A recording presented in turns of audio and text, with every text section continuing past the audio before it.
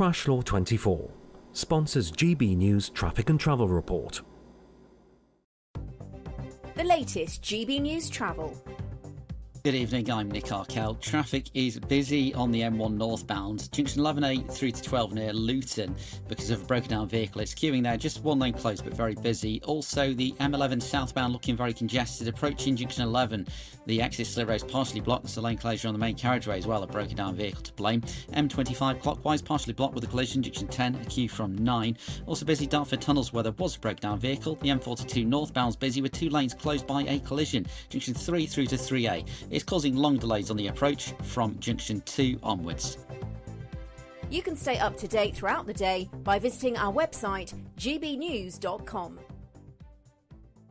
Crash Law 24 sponsors GB News Traffic and Travel Report. Courtesy of Marquis Leisure, you could be driving away with this brand new Elnag Baron 560 motorhome. It comfortably sleeps 4, comes with sky roof, integrated kitchen and bathroom, and is worth over £67,000. And that's not all, as we'll also give you a further £5,000 in tax-free cash to make sure that wherever this motorhome takes you, it takes you there in style. For a chance to win a motorhome and cash, text WIN to 63225. One entry costs £2.50 plus one standard network rate message, or text bonus to 63225. 5 entries cost £5 plus one standard network rate message. Go to gbnews.com/win. Entries start at £2.50. Call 0903 686 3232. Calls cost £2.50 plus your network access charge. Or post your name and number to GB13 PO Box 8690 Derby DE1 9TT. UK only. Entrance must be 18 or over. Lines close at 4 p.m. on the 6th of June. Please check the closing time if listening or watching on demand. Mornings don't have to be tiresome, especially if you have the right company. Wake up to news as it happens, opinion and debate, and of course, a little bit of entertainment too. Because when the kettle's on, we're on. That's Breakfast on GB News, a show worth waking up for. Every morning from 6 a.m. Only on the People's Channel, Britain's news channel. We'll spread the news, you spread the word. It's Patrick Christie's Tonight, and here we do things differently. It's explaining the absolute madness of this, doesn't it? It's explosive. I mean, this is very good. It's lively. 850. Your government sat there, Sean, and it did nothing. It's controversial. And the Middle East has been in turmoil since before I was born. It's everything you need to kickstart your evening. Everyone's had their Weetabix tonight. I love to see it. That's Patrick Christie's Tonight, weeknights from 9 p.m. Only on GB News, the People's Channel, Britain's news channel.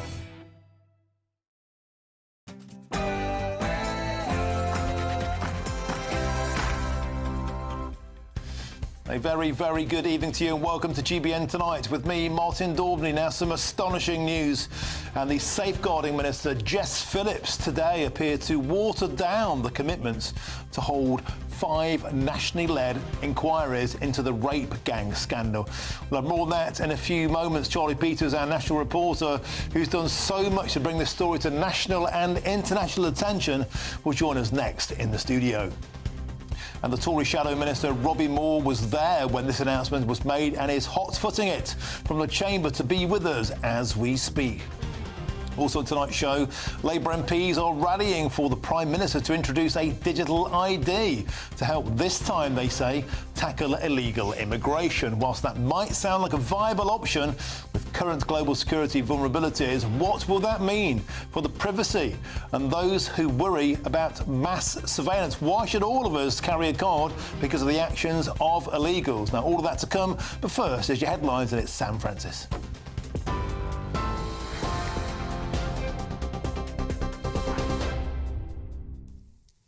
Very good evening to you. The top story tonight at 7 o'clock. A teenage boy has been found guilty of killing 80-year-old Bim Coley in an unprovoked and racially charged attack while he was walking his dog in Leicestershire.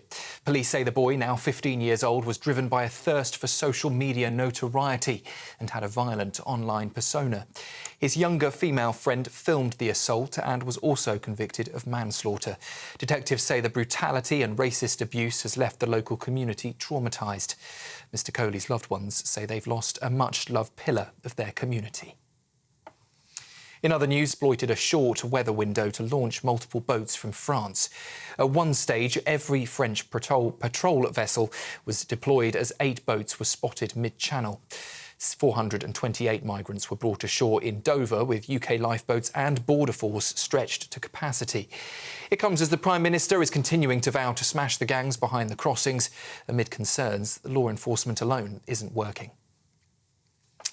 US stocks have surged after days of turmoil, with the S&P 500, the Dow and the Nasdaq all up nearly 4% as hopes grow for a trade breakthrough. The FTSE 100 also ended higher but remains well below where it was before Trump's tariff shock. The Chancellor says nothing is off the table in trade talks with the United States, while Trump has warned of harsher tariffs if China doesn't back down. And the Royal Navy is preparing its biggest combat air deployment since the Falklands, with HMS Prince of Wales set to sail from Portsmouth in just 2 weeks' time. The 70,000-tonne carrier will lead a British strike group with up to 24 stealth jets, drones, helicopters and support vessels. The 8-month mission, Operation High Mast, will involve 4,000 UK military personnel and visit the Mediterranean, the Indian Ocean and Indo-Pacific. It's also the first time drones will operate at sea for the UK military, ferrying supplies between ships. 12 other nations, including the United States, Canada and Norway, are backing the mission, seen as a show of global reach and deterrence. Those are the latest headlines. A full roundup from me just after 8 o'clock. Now, though, let's get straight back to Martin. For the very latest GB News direct to your smartphone, sign up to News Alerts by scanning the QR code or go to gbnews.com/alerts.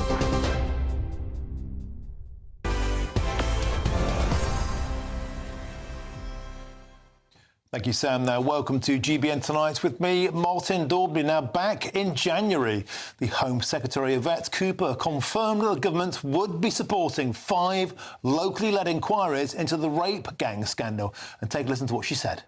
It will also provide stronger national backing for local inquiries where they are needed to get truth and justice for victims and survivors. Effective local inquiries can delve into far more local detail and deliver more locally relevant answers. Well, however, earlier today, there appeared to be something of a U-turn as the government seemed to water down this commitment. Now, here's what the Safeguarding Minister, Jess Phillips, also had to say today. We'll set out the process through which local authorities can access the £5 million national fund to support locally led work on grooming gangs.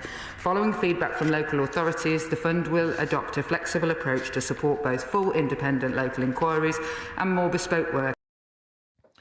So did you hear that? Instead of funding 5 locally led inquiries, they said they would back locally led work on grooming gangs and allow authorities to adopt a flexible approach. Now, does that sound like watering down to you? Well, it certainly does to me. Now, is this just the latest betrayal of the rape gang victims? Well, I'm joined now in the studio by GB News' national reporter Charlie Peters, as well as my panel, and that's Serrano J. Wardener and the former Conservative MP and the Minister, and of course Joe Phillips, the journalist and the former press secretary to Paddy Ashdown. Panel, welcome. Charlie, let's start with you. Few, if any, journalists have done as much as you to shine a light on the shame of Britain's rape gang scandal. We seem to have a full-blown national inquiry, locally led, at least 5 of them, back in January. Today, there seemed to be a shift. What's the latest position? Well, it was an extensive announcement from the Safeguarding Minister, Jess Phillips, today, starting with the announcement of a new authority, the Child Protection Authority, adopting one of the recommendations from the independent inquiry into child sexual abuse by Alexis J, published 2.5 years ago. Well, one of those recommendations was to have a central facility to adopt and understand safeguarding procedure. She also announced the doubling of funding to adult survivors of child sexual abuse from the Home Office. But towards the end of the announcement, there was that shift, as you mentioned, Martin, away from what Yvette Cooper said in January, that there would be 5 locally led grooming gangs inquiries, into saying now that there would be a flexible approach following consultation with local authorities. Instead, that £5 million fund will now be committed to local inquiries and other measures, such as victims panels and therapeutic support. So previously, we had a commitment to 5 local inquiries. There is no such commitment now. Local authorities can still apply for the local inquiries to come forward, and those authorities can push for more investigation. But in the history of this crisis, since it erupted into the public eye in about 2012 via reporting by Andrew Norfolk, every single area that has had a local inquiry has resisted it vociferously. Yes. Rotherham had to be fought on it. Telford said no repeatedly for many years. In Greater Manchester, it took the airing of a drama. We now know, of course, that the airing of dramas can have a big effect on our political debate. That led finally to some action taking place in that area. So the question for many parliamentarians now, and also for those local authorities, is why would they commission an inquiry unless they are told they need to do it? Why say you would do 5 inquiries in January to now say there's no such commitment to how many you would do? One area will still get an inquiry, and that's Oldham. Now, we revealed in early January that the government had rejected a request from Oldham for a government-led inquiry, but they did agree to a locally led inquiry in Manchester Town before this furore erupted. I'm told today that from sources in the area that Tom Crowther, KC, the man who was appointed by Oldham to lead that inquiry, did meet with Oldham Council officials. We also heard in January, and we heard from Yvette Cooper there, that Tom Crowther, KC, would lead a framework for those local inquiries. And this is a really key point because, as we understand it now, that framework is now being developed by ministers, not by the independent expert Tom Crowther, the barrister who led the Telford inquiry. So lots of changes since that government announcement in January, and we'll see if any other local areas do ask the government for an inquiry like Oldham has. There was a very strong response in Chamber from the Conservatives to Jess Phillips's announcement. Katie Lamb gave a speech where she said that the state has failed white girls. She talked of the Oldham rape gang scandal, the ringleader, Shabir Ahmed.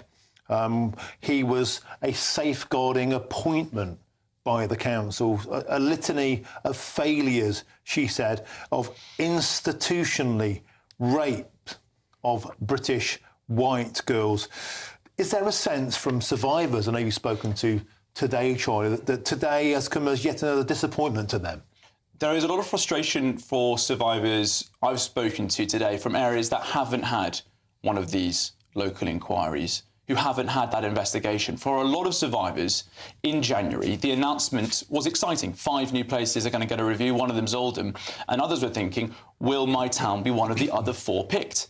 Now they don't know which 4 or 3 or 2 or maybe none might be picked. It's up to local authorities to now commission that for themselves if they request it. But again and again, they've always resisted that demand. It takes, that's why we do our jobs, it takes excessive and very rigorous journalism to pressure people into this happening. In 2012, when Andrew Norfolk did his reporting in Rotherham, the council described it as lies of the Murdoch press, even though he was exposing failures by local council officials to deal with some of the most horrific child sexual abuse and exploitation this country, or indeed this world, has ever seen. It's beyond horrifying. In Telford, the Telford 10, local officials wrote a letter to the then Home Secretary Amber Runn saying their town did not need it. It was only reporting by Geraldine McKelvey that led to an inquiry being launched there many years later. And again, we know what's happened in Greater Manchester. We revealed last year that the 2 independent men appointed by Greater Manchester to oversee that investigation had resigned because they felt as though they could not sufficiently access information. So time and again, Martin, people always say, how can you trust a local area to invite the investigation when, as we've seen over the last decade or so, they always try to resist it? OK, thank you very much, Charlie Peters, for bringing us up to speed. Let's bring my panel in now. Serrano J. Wardener and Joe Phillips. Joe, may I come to you first? There is a deep sense of frustration, as Charlie Peters set out, that local authorities haven't really ever wanted to mark their own homework, because why would they want to do that? We've heard time and time and time again of council employees, of local parliamentarians turning a blind eye, police officers, nobody ever thoroughly been prosecuted, let alone investigated. Surely the time has come now for these inquiries to have proper teeth and get some heads to roll. You talk about frustration and anger. one of the biggest reasons for anger is the failure to implement the very, very extensive and very thorough recommendations that Professor Alexis Jay made. And as Charlie mentioned just now, one of those big things which is finally being put into practice is this safeguarding panel, if you like, which she recommended 2.5 years ago. You know, you were in government then, Ronald. You know, there's been an awful lot of doing. I think it's really important to say, though, Martin, that these inquiries were never like public inquiries. They would never have had the ability to force people to give evidence. Yeah, they're toothless. Let's be frank, they're utterly toothless. So, in other words... They don't have statutory powers, they're performative, so, and actually people wanted the full fat version. And some did and some didn't. So, you know... The survivors did? Some did, not all of them. There are some... survivor would not want a full-blown inquiry? In fairness, there is a mixture of views among survivors, but when you poll the general public, you do find an overwhelming support for the public inquiry. Yes, but you know, public inquiries, Charlie, with the best will in the world, people would have a public inquiry into anything. We have had public inquiries into anything, but funnily enough, not on one of the greatest atrocities of our modern history. Hillsborough.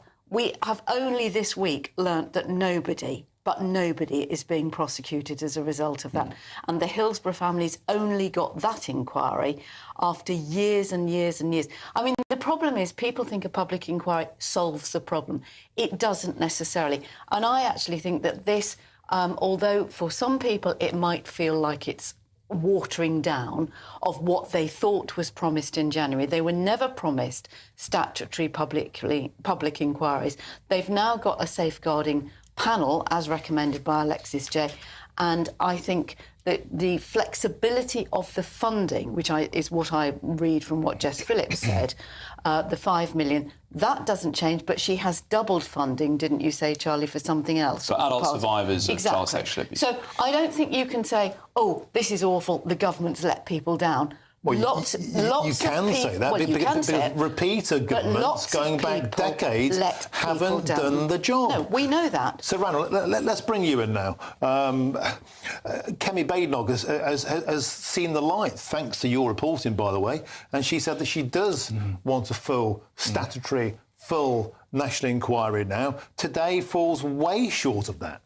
Well, it does. I think the point is Joe's actually fallen into the trap that I think the bureaucracy, the Labour minister, has wanted people to fall into, which is that by creating another agency, another quango, regardless whether it was recommended in a previous inquiry or not, that solves the problems. And actually creating another quango is a distraction here. It, in fact, could be dangerous because it removes it from ministerial accountability and creates potentially a further disconnect in solving these problems in the future. I agree entirely with Charlie. You know, inquiries are the way forward, because a local authority that is caught up in this is clearly going to be conflicted, is not going to want to really go through every element of what happened and what went wrong.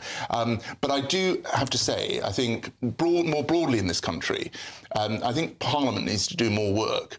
And that is, you know, much more like what Congress does in the US. They don't have judge-led inquiries that cost millions and millions of pounds all the time. Congress does the work. Parliamentarians could do that work here.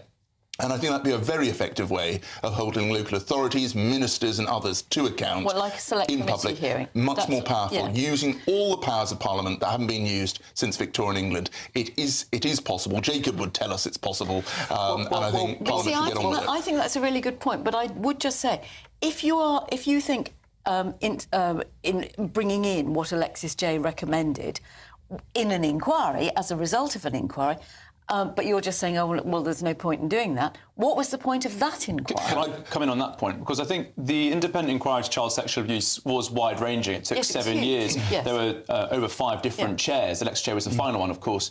But the section on grooming gangs was pretty woeful. It was described as a betrayal by survivors at the time, because they looked at just 6 areas and a subsection of an organised networks report. None of those 6 areas actually had this trend of this sort of crime occurring. They looked at Warwickshire, but they didn't look at Bradford. They looked at St Helens, but they didn't look at Huddersfield. It was, many say, a deliberate attempt to avoid looking at the problem. And none of those 20 recommendations from the inquiry, and we're always told we've already had an inquiry, none of those 20 are specific to the group localised CSE model, as this country has never really fully reacted to, there are still elements of this appalling scourge that need to be investigated, be they cultural, ethnic, religious, social factors, but also why this pattern of abuse takes place between predominantly Pakistani men and predominantly white working class girls. We haven't actually got to the grips of why that is a crisis. That requires, as Andy Burnham demanded in January, a limited and specific national inquiry. Baroness Louise Casey has been asked by the government to look into this, OK? The terms of reference were put forward 6 weeks ago. That will return, we're told today, within a month. That will be very interesting. That is the next marker I'm looking for. Will that find that there is more to uncover in this national scandal? OK, we have to leave it there. Charlie Peters, Saranil and Joe Phillips, thank you very, very much. Now, we do have a statement here following the announcements. Jess Phillips, the Minister for Safeguarding and Violence Against Women and Girls, said this: "It is paramount we do more to protect vulnerable children from the horrors of child sexual abuse and exploitation. Today, we've set out the next steps in our work to address the issues raised in Alexis Jay's independent inquiry into child sexual abuse.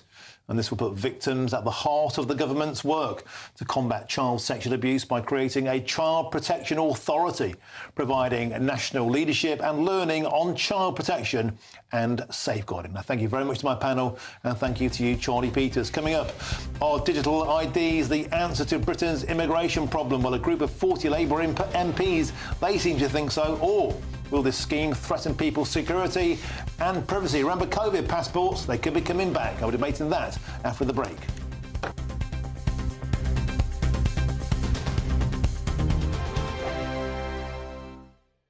If you want your news to be straight talking, this is a nightmare for the Conservatives again. Down to earth. It's not just Nottingham where this is happening, is it? And most importantly, honest. Hard-working, middle-class taxpayers, they'll get their book thrown at them. They catch me, Martin Daubney, Monday to Friday, 3 till 6 p.m. on GB News, Britain's news channel. Sunday with Michael Portillo from 11, only on GB News.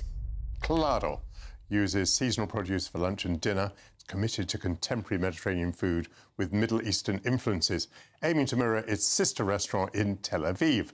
Chef Shadi Isawi leads the venture, and he joins me now. Thank you so much for being here. Well, here we have what we call our lamb tray in the restaurant. It's one of the signature dishes that we have in Tel Aviv, running for almost 8 or 9 years. It's actually 2 to 3 lamb necks that are tied together and braised with our own mix of spices for about 4 to 5 hours in the oven. Ooh, yeah. Slow cooked. So and you've told me tender, yeah, that because of its tenderness, yes, I'm just going to be able to break off pieces here. Yes, exactly. Oh, you're right, you know. Beautiful, beautiful lamb. So you, in your restaurant, and indeed in Tel Aviv, you would fill the table with food. Yes. And everyone, all the friends together, would fall upon the food. Is that right? Yes. We really like to share food together. We really like to put the food in the center of the table, and then everybody is around it. Everybody is sharing. So you have your tzatziki, which is from Greece. You have your matbucha, which is from North Africa. You have your lamb, which has the Middle Eastern spices in it, and let's say the European way of cooking it. You have the pickles, which are extremely Middle Eastern, especially the way we pickle them. Well, you have the fattiness of the lamb, you have the freshness of the leaves, you have the dairy of the tzatziki, a little bit of spiciness from the matbucha, a little bit of sourness and tanginess from the pickles. So it all fits together in one bite. Yes, and we do like to use our hands. This is really, really delicious. The People's Channel. In the GB newsroom, we bring you the news as it happens. With our team of dedicated journalists across the UK, we're ready to keep you up to date with what's happening every half an hour, every single day. Bulletins here on GB News, the People's Channel, Britain's news channel. We're proud to be GB News, the People's Channel. And as you know, we always love to hear your views. Now, there's a new way of getting in touch with us at gbnews.com/your-say. By commenting, you can be part of a live conversation and join our GB News community. You can even talk to me, Bev Turner, or any of the members of the GB News family. Welcome back to a very lively GBN Tonight with me, Martin Daubry. Now, today, Labour MPs have called on the government to revive the idea of ID cards, this time for migrants. And, of course, this is a hugely controversial policy proposal during Tony Blair's era as Prime Minister. And they're claiming this time it will boost productivity in delivering public services and help crack down on illegal employment and, indeed, illegal immigration. But privacy groups would argue that digital IDs could be misused for mass surveillance and also pose a risk to marginalised groups. I'm joined now in the studio by the former Conservative MP, Jonathan Gullis, who actually agrees with 40 Labour MPs and he agrees with Sir Tony Blair. I'm astonished. I'm also joined by my wonderful panel, Sir Ranil Jayawardena, and also the former Conservative MP and Minister, and Joe Phillips, the journalist and former press secretary to Paddy Ashdown. Let's start with you, Jonathan. You've had an awakening in your absence. You agree with Tony Blair. You agree with 40 Labour MPs. A lot of people are concerned. They have memories back to COVID passports. The same scheme then was going to be used to deny us access to pubs, to libraries, to gyms. This time it's being dressed up by Tony Blair as a way of cracking down on illegal employment and immigration. Tell me why you're in favour of it. Well, look, I went to Estonia in 2019, and Estonia have been well ahead of the curve when it comes to digital ID cards. And what can they do in Estonia?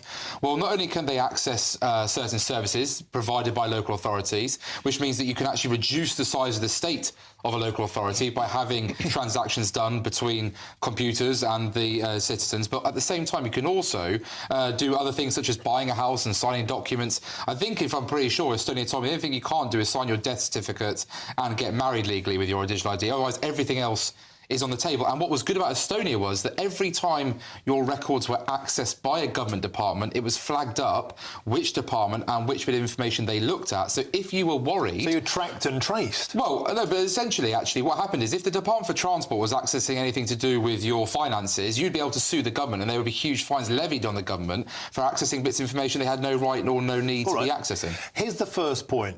We've got at least 1 million, potentially 2 million people already in the country illegally. We've seen Thames Water, when they did their survey, we have many more people here than... Which has been hugely discredited. Hang on a sec. No, it has not. Yes, it Hang on a sec. No, it hasn't.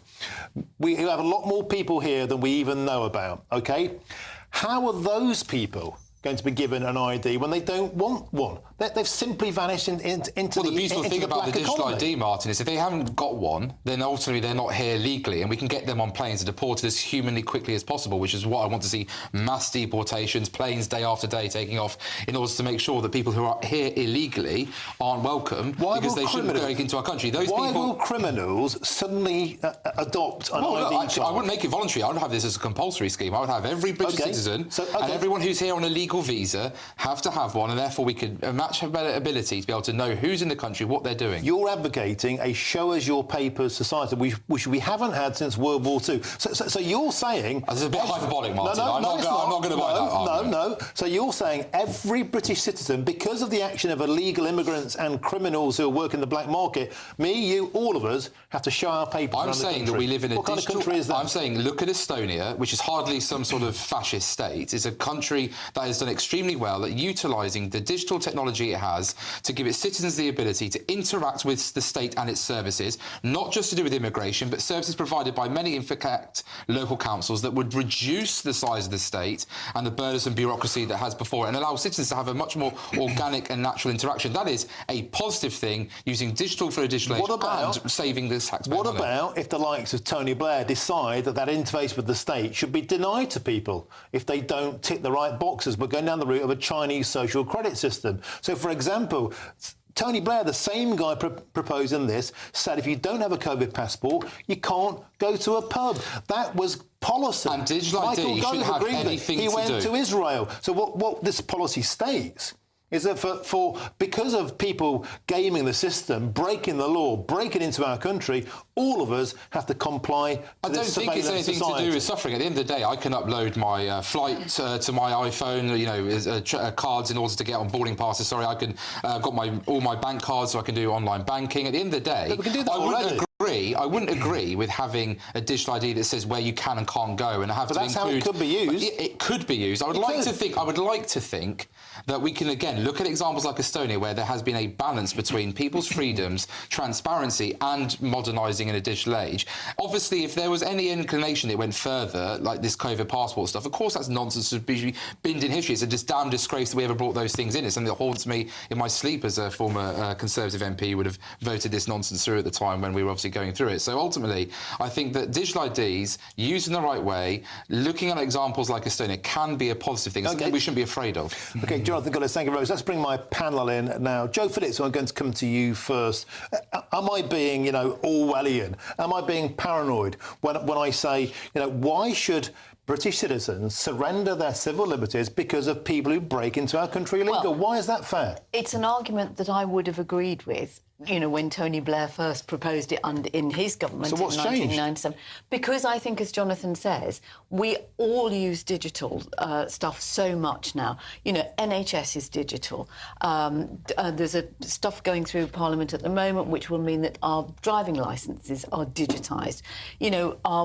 Our train passes, our rail tickets, all of those things. And we know that it is a problem, particularly for younger people who are very much used to doing things digitally, to have the ID in order to go and vote. My problem is, and this is the question that would have to come... You're in favour of voter ID as well? It would be used for that as well, would it? Well, I would think so. If you're going to do it, you might... used for everything? Yes. So wouldn't it make sense? As soon, you've got your birth certificate in effect, you've got your national insurance number, your social security number, you've got all of that information, which should, in a working society like Estonia, as Jonathan said, or many of the Scandinavian countries, could link up with your health record if you suddenly have an accident or you take an ill away from home, instead of waiting for paper. The problem I would have is this going to be compulsory? Wow. And would you be fined or risk imprisonment? OK, well, here's what might seem like a rhetorical question. If it's not compulsory, why would criminals comply? It would have to be compulsory. Well, but already people who are caught working illegally, there's been a whole load of raids this week, actually. We've got at least 1 million people in the country illegally. We don't even know who they are, where they came from, or what their criminal backgrounds are. How will this change anything? So give them something. If you're rounding them up, you give them that. So, Randall, a very quick word from you. Why should we penalise everybody because people are breaking into our country? Seems unfair. Yeah, I mean, the idea that this is going to solve illegal workers is total bunkum. I mean, this is not going to solve that problem. Fundamentally, employers are already under a duty to check passports, check ID, and they should be enforcing the law as it stands today. The police should spend time looking at those sorts of crimes rather than non-crime hate incidents on Twitter. And, I'm not convinced about the need for a digital ID, full stop. If it's voluntary instead of physical, fine. But I just don't want to be a papers, please sort of country. And, I think fundamentally we've got good products already there that allow people to access things online, like the NHS app, if people want to use that. But no one is under a compulsion to do so. And I think that's the right balance. OK, thank you very much. Now, we've got a government spokesperson who gave us this statement. We have no plans for mandatory digital ID cards. That is not the route we are going to go down. Thank you, Jonathan, and thank you to my panel. Wonderful stuff. Now, coming up next, the Safeguarding Minister, Jess Phillips, seems to have watered down commitments to 5 nationally led inquiries into the rape gang scandal. I'll have Shadow Minister Robbie Moore, who was there in the chamber. He'll be joining me next. It's Patrick Christie's Tonight, and here we do things differently. It's explaining the absolute madness of this, doesn't it? It's explosive. I mean, this is very good. It's lively. 850. Your government sat there, Sean, and it did nothing. It's controversial. And the Middle East has been in turmoil since before I was born. It's everything you need to kickstart your evening. Everyone's had their Weetabix tonight. I love to see it. That's Patrick Christie's Tonight, weeknights from 9 p.m. Only on GB News, the People's Channel, Britain's news channel. I'm Christopher Hope. From pop stars to politicians, I'll interview anybody in a pub who's got a political opinion. Join me every Friday on Spotify, Apple Podcasts, YouTube or gbnews.com, or wherever you get your podcasts. This is GB News, the People's Channel. Hi, I'm Michelle Dewberry, and my show is your opportunity to cut through all the noise and dive in headfirst to some robust debates. Ideas clash. Situation, isn't it? Because the failure is you're deliberately avoiding my point. Nothing's held back, And if you think this is the end of it, wait for more. and we do not shy away from the difficult stuff. Sometimes I want to shake people and say, if only you understood. So join me on Dubes & Co. weeknights at 6 p.m, only on GB News, Britain's news channel. Westminster, the ultimate clique. And you're fighting like rats in a sack. But here on the Camilla Tominey Show, we ask the questions the establishment media is too scared to ask. OK, let me ask you a straight question, because I know you're a straight-talking politician. Whether it's net zero, illegal immigration or law and order, nothing is off limits. You had the power then. Yeah, as I And say, now you've lost it. That's the Camilla Tominey Show, a politics show that's fearless. But no, let me finish my question if you don't mind, because it is my show. Sundays at 9:30, only on GB News, the People's Channel, Britain's news channel.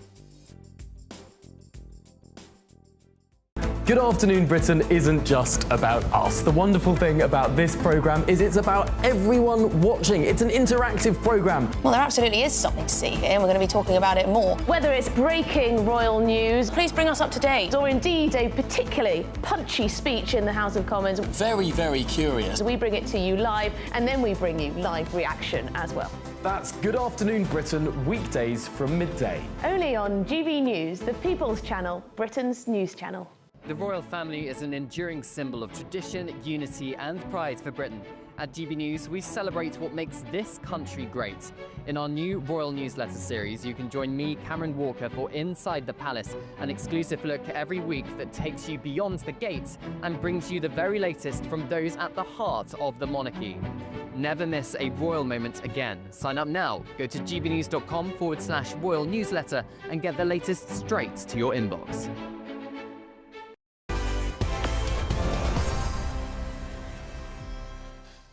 Welcome back to GBN Tonight with me, Martin Daubney. Now, before the break, we were talking about the proposition that the 5 grooming gang inquiries had been dropped. Now, a Home Office spokesman has told us this is patently false. The £5 million funding announced in January is being made available to local authorities to help strengthen local responses to child sexual exploitation, and all local authorities will be able to apply for funding for local inquiries or other work in this area. And the Home Secretary has written to every local authority on our plans to support local inquiries. And after listening to local authorities about what they need, we made the decision to implement the fund in a flexible way. Well, joining us now in the studio is Robbie Moore. Robbie, the Conservative MP for Keighley. You were in Chamber earlier on when this news dropped, only about an hour before the end of term. Tell us about the reaction and tell us about your feelings towards this. Well, I'm infuriated by the announcement that we've had today. This does not meet what the Home Secretary said back in January, where she definitely said that there would be a framework that would be worked up in the forthcoming months. There would be an announcement before Easter on 5 local inquiries that would take place, but we've heard nothing of that nature today. There has been no framework that has been worked up. Indeed, Tom Crowther, who was the independent KC, who was told to all of us back in January that he would be involved, has had very little minimum involvement. We saw that evidence given at the Home Affairs Select Committee just last week. And then today, there was no mention whatsoever on 5 local inquiries. And when you represent an area like Keighley and the wider Bradford district, where I've consistently been calling on having our area being involved in a local inquiry and the council refusing that to take place, we've had no reassurance at all from the Home Secretary today that we're any closer in having that inquiry across the Bradford district. And Robbie, one of your colleagues, Katie Lamb, gave an extraordinary speech in Chambers saying the state has failed white girls. She called this institutional rape. She pointed to a case well known to GB News viewers, and that is in Oldham, the ringleader of the rape gang there, Shabir Ahmed, who is employed as a safeguarding officer by the council. Oldham, of course, will get its inquiry. £5 million. Where is this money going? And there's a lot of confusion about what is the position now, because the Oldham inquiry was targeted, it had teeth, it was well funded. We were promised 4 more of them. There probably should be 50 more of them. But where's this money going? What's next? Well, again, back in January, the Home Secretary said that there'd be £5 million allocated to 5 local inquiries. What's clear now is there is no announcement on any of the additional 4. We know that Oldham is going to be one of them, but there has been no additional announcement on the additional 4. And also, the £5 million that is now getting referenced is effectively being watered down to be allowed to be spent on other things beyond the additional 4 local inquiries that would make up the 5. The other thing that Katie, as the Shadow Home Office Minister, quite rightly referenced was those experiences that the victims and survivors have horrifically gone through over past years. And she mentioned Anna, who was from Keighley within the Bradford district, and referenced the fact that of the horrendous experiences and crime that Anna had been subjected to. And Anna is just one of many across the Bradford district. You know, I have said consistently over about 40-odd times now in the House of Commons chamber that Bradford, if there was an inquiry that would take place across the district, would dwarf the scale of that of Oldham, that of Telford, Rochdale. That is exactly why we need the government to get a grip on this issue, to force an inquiry on local councils that are refusing to put themselves forward, because that is exactly the position we're in at the moment in the Bradford district. They don't want it, the local council, and yet the government have not got the teeth or indeed the gumption to put that inquiry that needs to be statutory, that needs to compel witnesses to come forward, so that we can not only lead to proper justice being delivered, but trust reinstalled back in the system by those survivors, those victims that have been failed by the state, whether it is national or local, for far, far too long. A lot of people will be listening to this now, Robin Moore, and just they'll be exasperated, they'll be frustrated, they'll be confused, they'll be disappointed. Because there just seems to be this parliamentary treacle, this procedure that gets in the way of justice. We've seen time and time again people not being prosecuted, never being held to account, authorities reluctant to mark their own homework, obviously for fear of what may come out. Do you believe, Robin Moore, that once again survivors have been let down today? Absolutely, and I made those points very clear in the chamber today. That's why I am infuriated by the response that we've seen from the Home Secretary. You know, consistently, the state, whether it is national or local government, are failing these victims, these survivors. We need to get a grip of this issue. You know, and this is gang rape that we're talking about, where young girls have been subjected to horrendous crimes. This is a national scandal, and the government have got the opportunity of doing the right thing. This is a difference, let's be clear, between right and wrong. The government have got the ability to do that. They just need to get on with it now. We cannot afford to wait any longer. Robbie Moore, thank you very much for joining us on GB News tonight, and thank you for coming over straight from Chamber, of course, the Tory MP for Keighley and Ilkley. Thank you very, very much. Well, joining us now is Patrick Christys, who is here to tell about his show tonight. Pat, what's on your show? Well, look, everyone's been talking about the fact that Birmingham has been turned into a putrid wasteland and a biohazard. So I decided that I'd go there myself and see what it's actually like on the ground. I've got a few clips for you now. I believe I can just throw to the first one, which maybe just sets a bit of a scene. Look at this. Oh, I mean, I'm trying not to be dramatic here, but the smell is absolutely overpowering, I'm afraid. Flies everywhere. I mean, people have been so grief. We're going to have to move away from that. People have been saying they've been seeing rats. You just heard from a gentleman earlier on talking about the rats. I mean, this has clearly been here for a very, very long time. And what you might be able to see as well is what does appear to be bits that have been gnawed at.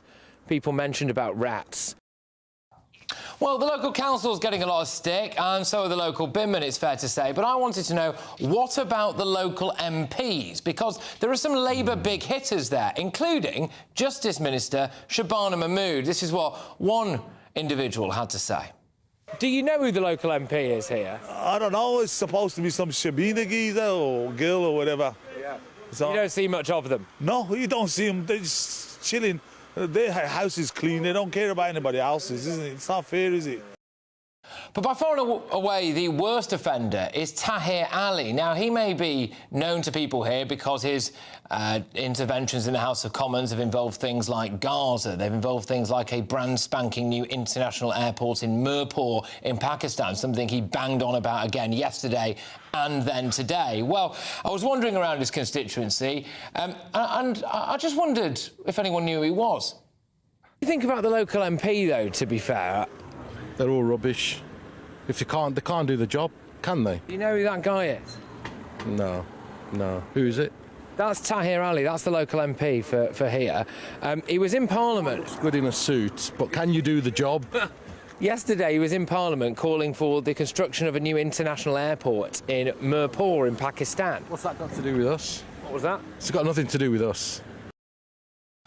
There is the devastating reality for Tahir Ali that his constituents, A, don't seem to know who he is, B, don't really care about an international airport in Mirpur, and C, are living in filth. I'll be revealing all of my expedition to Birmingham later tonight, Martin. Patrick Christie, it seems that Labour MPs are rarer than a bin man in Birmingham. Thank you very, very much. Patrick Christie tonight, 9 to 11. Looks superb. Thank you very, very much. Now, coming up next, every British Second World War hero will be able to attend VE Day celebrations after Sir Keir Starmer promised to fund bed and board for all of those veterans. After the break, I'll be speaking to the president of the taxi charity who has been providing transport to our veterans for decades. That's next on GBN Tonight.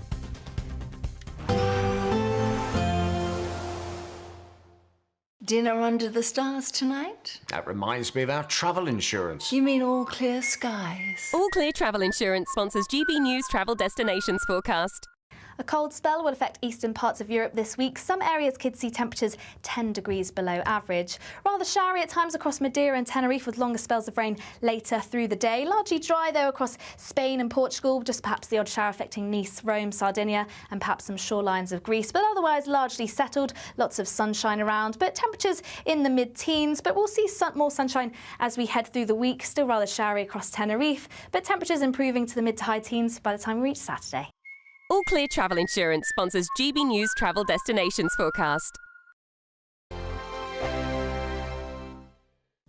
Good evening. Here's your Met Office weather update for GB News. Whilst there will be a little bit of rain pushing into the far north by Friday, before then we have plenty of fine, dry weather to come. That's because high pressure is over the UK at the moment and it's not going anywhere particularly fast, so we're going to stick with this settled theme.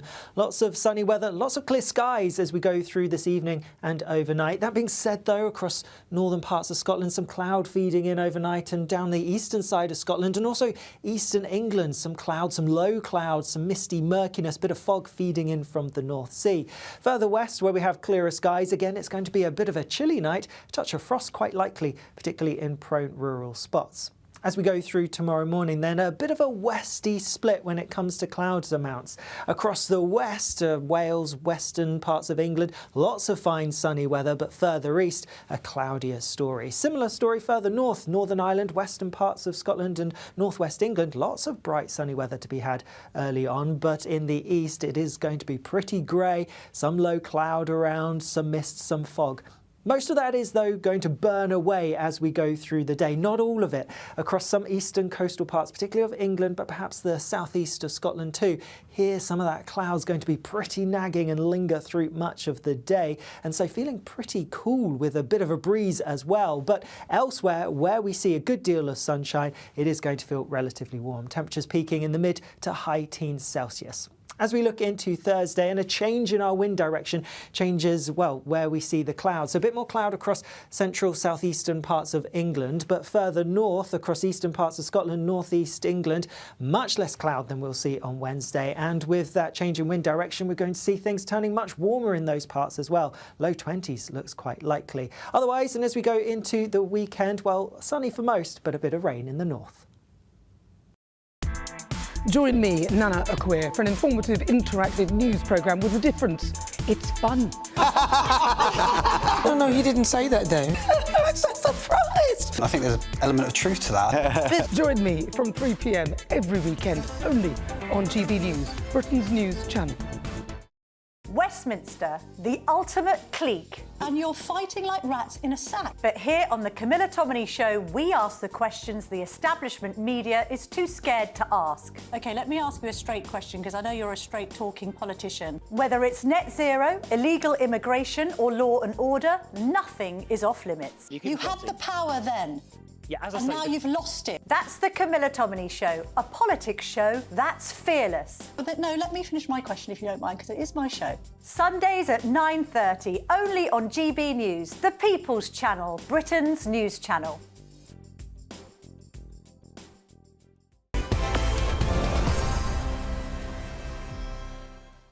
Welcome back to GBN Tonight with me, Martin Daubney. In a heartwarming move, the Prime Minister, Keir Starmer, has promised to fully fund bed and board for veterans attending the 80th VE Day celebrations. And now the heroes of World War II will get the chance to take one last salute 80 years after the war ended.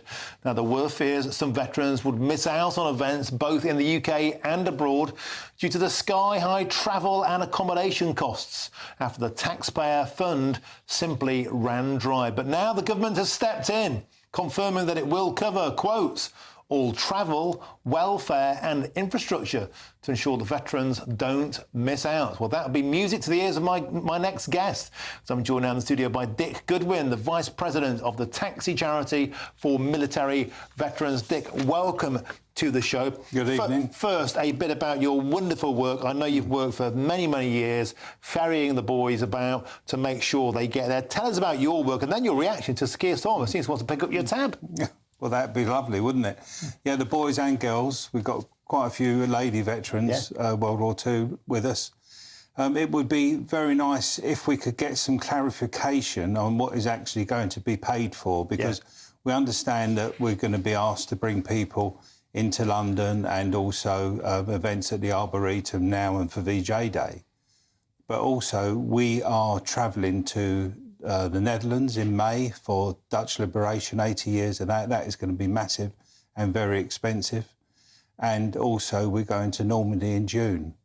I mean, Brittany Ferries have been more than generous to us for our travel in June and that. And I know Giles Sheldrake from the Daily Express contacted the Prime Minister's office. So hopefully that's what's generated today's announcement. So it is good news, to be fair, credit where it's due. So travel and board, all infrastructure costs.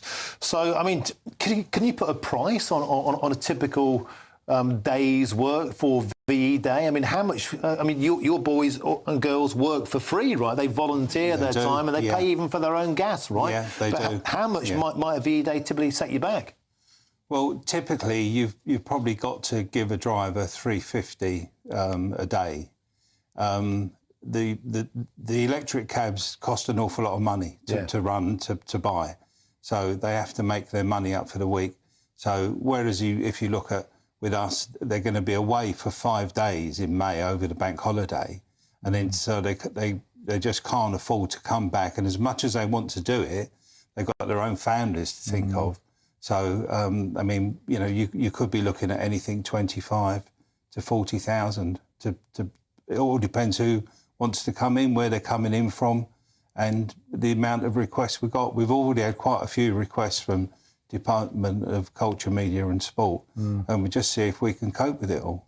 But Dick, tell us about how vital, how important it is for the veterans, you know, to attend these sort of events, particularly because the 80th has a huge significance. Yeah. Let's be frank, you know, time marches on, time waits for no man or woman. This may be the last big event. Tell us how important these events are to the vets. It's extremely important. They love to be together. They love to be taken. They love the adulation that they get from the public when they see groups of them. And, you know, they're all... If you were 18 at D-Day, you know, you're well towards 100 now. And basically, our drivers, our charity, and I'm not saying other charities don't do that, but we can give them the care, the transport. It's literally door-to-door transport in a taxi. The wheelchairs fit in the taxis. And, you know, we can give them the care that they need and get them to these events. And to be fair to Sir Keir Starmer, the Prime Minister, if he's offering to pick up the tab, no doubt you'd like to say thank you. We would. We're very, very grateful to him if he could maybe send us an email and just say how much is in the till that we could use. I think you'd like it in writing. Maybe that you want to see this in writing to make sure you get your Wonga, right? Exactly, yeah, exactly. Super stuff. Look, I'm joined in the studio now by Sir Jacob Rees-Mogg. Of course, State of the Nation is up next. Can I get your thoughts, Sir Jacob, on this initiative? I mean, it would take a cold heart to not say this is a good idea. Oh, it's wonderful. And I think the Prime Minister should be congratulated for doing this. It's just the sort of thing where government should be a little bit generous. In the grand scheme of government expenditure, it's not an enormous amount, and it says thank you to people who are now, as Dick says, very elderly, and the youngest is going to be 98. And so I think it's very welcome. But then what Dick's doing is so impressive, and a reminder of how dependent we all are on the taxi drivers of London who provide such a wonderful service. And before we get to you for what's on your menu tonight, Dick, I'd just like to tell us a story about how important it is, like an experience of one of the boys, one of the girls on the day, on VE Day, or any form of, about what they've shared with you about what it means to them. Well, they basically, I mean, I've had veterans say to me in the past, no one's given me anything. I'm not saying the taxi charity is, with their road to a fortune, but we give them, we try and put the extras into it for them. So, it's pick up from home. Obviously, they can bring carers. We try and pair them up with other veterans who may have been in the same unit or, the same service and whatever. And we just try to give them as much love and care as we can build into the day for them. I mean, the classic is, sadly, the veteran isn't with us anymore. So, but the other year in Normandy, he said to the taxi driver, he said, when I was here the first time, I didn't get my feet wet. So he said, well, come on then, build him into the sea. Got his feet wet. Dick Goodwin, it's marvellous. Thank you so much for the work you do. And hopefully, Sir Keir Starmer might give you a little tip on top. Vice President of the Taxi Charity for Military Veterans, Dick Goodwin. Fantastic. Jacob Rees-Mogg, State of the Nation. Up next, what's on your menu, sir? Well, we may have a very special guest live from the White House in the form of Donald Trump talking about his energy policy. So I'm obviously excited about that. But we've also got a key person in the relationship between the US and the UK. It's Livia Tossica-Bolt, who's been fined or had to pay costs an enormous amount of money, £20,000, by some magistrate for the temerity to wear a sign saying, do you want to talk to me, near an abortion clinic. And it's an absolutely classic free speech case. America's lucky it has the First Amendment, free speech is protected. We have a hardline left-wing government that clamps down on anybody who says anything that it doesn't like. So Livia will be joining me, and she is at the heart of Donald Trump and J.D. Vance's campaign to try and help free speech in the UK and the rest of Europe. An extraordinary guest. And what else do you have on your menu? We've got a quick 30 seconds. Oh, what are we going to be talking about? We're going to be talking about energy policy, and we're going to be talking about this free speech issue again and again because it is so fundamentally important, and the lack of productivity in the economy thanks to the failures of the Chancellor of the Exchequer, who seems to be letting us down very badly. Great. Sir Rees-Mogg is up next with State of the Nation. Thanks again to Dick Goodwin and the great work of the Vice President of the Taxi Charity for Military Veterans. Superb. Up next, State of the Nation. I'll be back tomorrow 3 till 6. But now, first, Asia weather with Alex Burkill. Well, mate.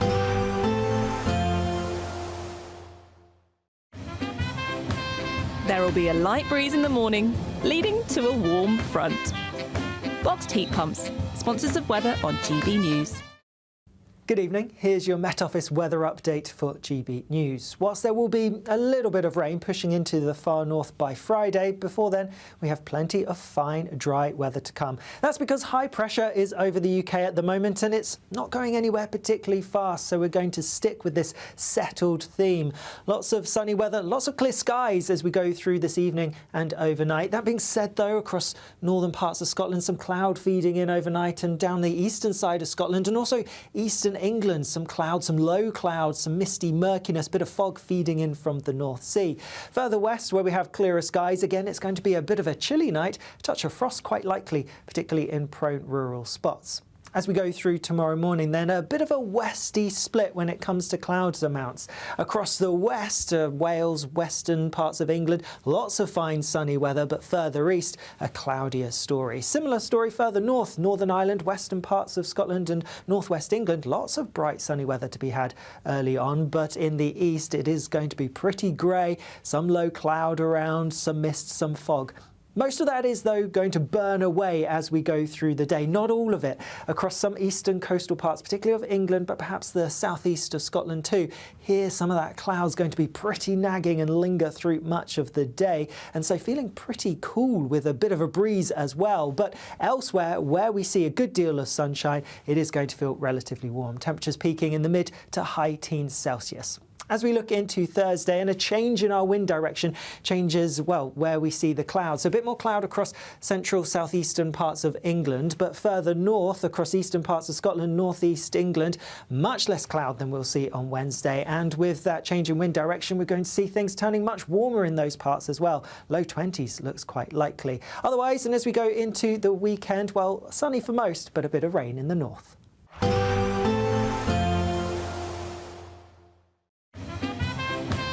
There will be a light breeze in the morning, leading to a warm front.